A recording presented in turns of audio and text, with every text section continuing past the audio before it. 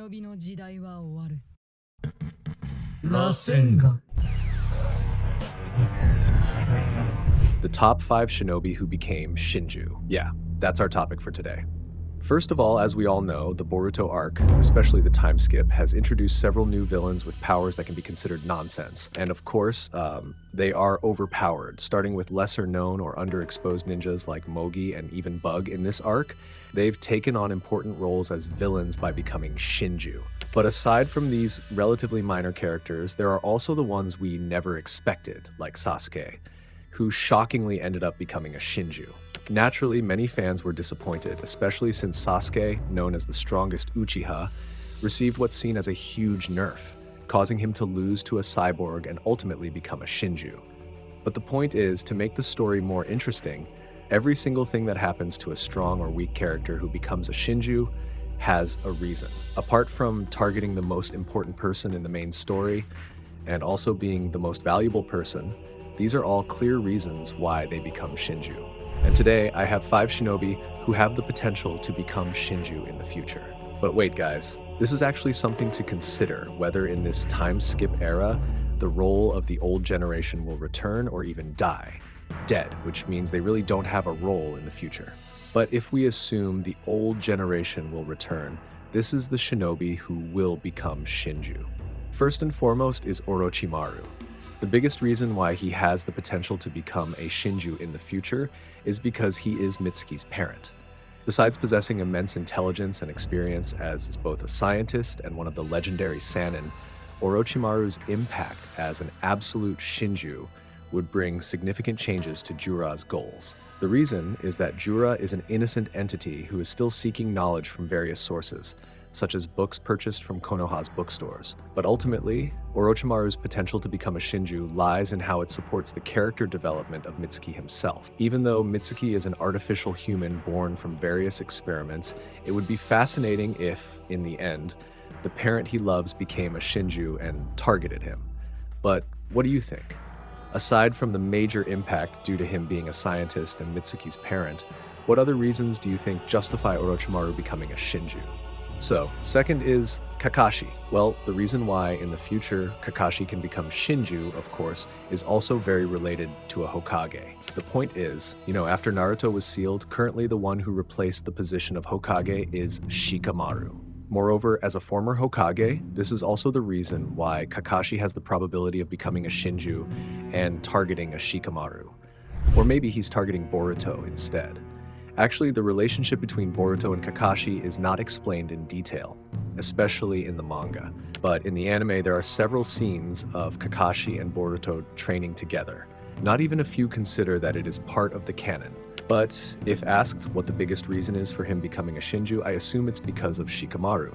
But one thing is for sure, I'm still curious whether in the future every Shinju who is born absolutely to achieve their goal of devouring Otsutsuki alone, or even there are some Shinju who do not have a target.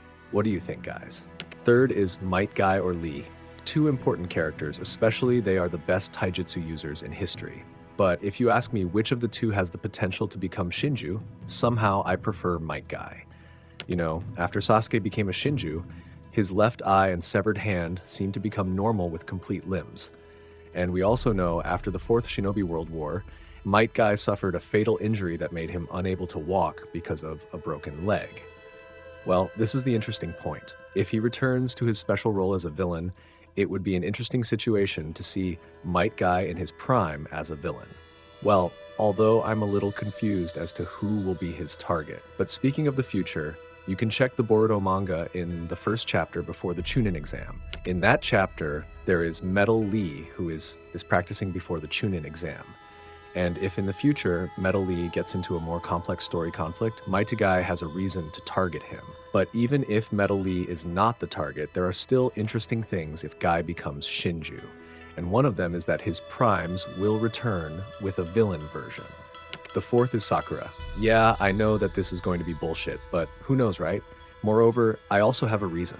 As Sarada's parents were absolutely Uchiha, Sarada had to suffer like an Uchiha in general. She must feel the sorrow of the loss of her parents. Although this is something difficult, especially since Sasuke became a Shinju first, this is the best scenario to make Sarada's character even better.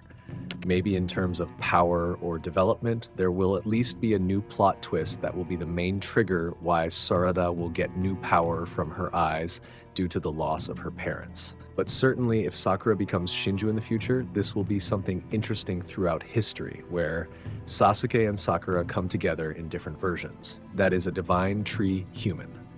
Would their instinct to love each other remain or even disappear? But whatever it is, it's something that can make us interesting, right?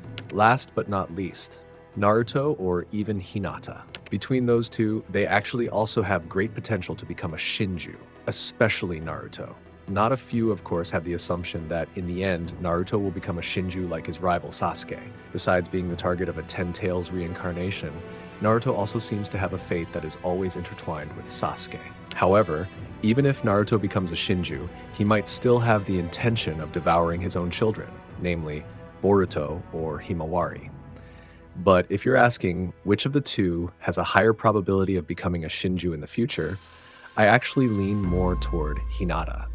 Even though it's a difficult situation, especially with both of them being sealed in another dimension, I still have my doubts, and I'm very curious whether there will be an unexpected plot twist in the future that we couldn't have imagined before. What I mean is this. In the future, the Shinju might possess a certain ability or knowledge to access the DNA of all shinobi, even those from the Fourth Great Ninja War scattered across the battlefield. With an unexpected plot twist, they could create clones or extract DNA from each shinobi and turn them into divine tree humans using the black cubes inside the Shinju dimension. If that is the case in the future, then it is very possible that Naruto can also become Shinju through DNA or something like that. In other words, with enough knowledge, Shinju could create a divine tree human without needing his original body. It also makes a lot of sense that shinobi from past generations like Madara or even Hashirama could come back, this time as divine tree humans. Just imagine it, guys. Back in the Shippuden era, ancient shinobi were brought back through Edo Tensei. So doesn't it make sense that in the Boruto era, they could return as divine tree humans? Yeah, it might sound like a wild theory, but honestly, it's pretty interesting, right? So those are a few shinobi who might have the potential to become Shinju in the future. And once again, if old generation shinobi can become Shinju just through DNA or something similar, without needing their original bodies, then it makes a lot of sense for them to return in a cooler form as divine tree humans. So what do you guys think? From the shinobi I mentioned, do you have your own versions? I'd love to hear your thoughts. Thanks for watching. Like and subs. I'm Nim. See you in the next video. Bye-bye. Dadabayo.